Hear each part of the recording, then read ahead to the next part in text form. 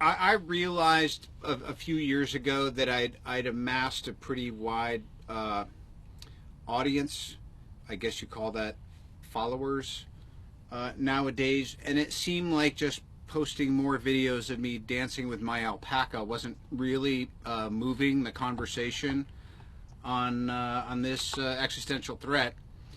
I felt moved to try to do something that would be impactful. So you're hoping that you can not only mobilize a lot of money, but a lot of interest, a lot of enthusiasm, really, for the potential of this technology. Sure. I mean, that's the big idea, right?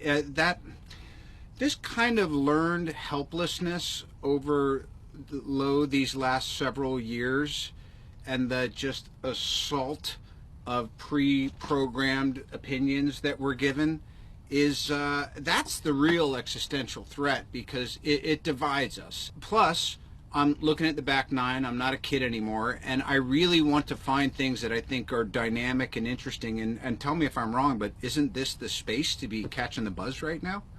Well, there's a lot of buzz around it. What particular forms of technology? Are there particular areas that you're hoping that this fund will help? Well, I mean, there's always consumer products, materials, industrial tech, energy, transportation. Look, I had initially was looking at AI and robotics.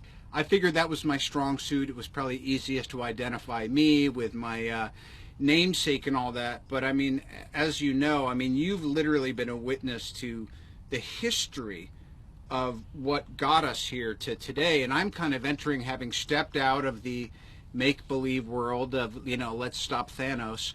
And the real Thanos has been lapping up against the door. By the time the Malibu fires were, I had my hoses out trying to help my neighbor not lose his house. You kind of go, this is not the rhythm that was going on in California in the 80s or the 90s. Particularly in your country, there is a bit of a culture war about climate change. There's still quite a large part of the population that doesn't believe the message they're hearing. Can you change that? Can a Hollywood star change that? When the first Iron Man came out, all of my conservative friends said, God damn it, Bob, you really stuck one of those lefties. And all my liberal friends said, you really showed them how to do it. And I go, I just wanted to make a movie that appealed to a broad audience. So I think part of the coalition's mission, in addition to trying to do correct storytelling around this, you're right. It is crazy how politicized it's become. But I think there's a way to appeal to my brothers and sisters in the heartland and my conservative friends in a way where you say, how can we help this feel like it meets your value set? Asking the question of how to become relatable rather than saying, you're wrong, you're crazy, and you're bad. Was it Iron Man that set you thinking about technology, about the morality of technology? Probably so. But yeah, it got me thinking. And when I knew that my time there was going to be done, I felt like I had amassed all this potential that would just be wasted doing, I don't know, silly Instagram posts.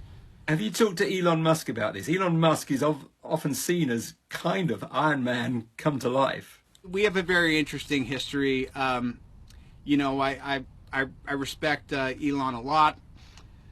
But I have not really spoken to him in some while.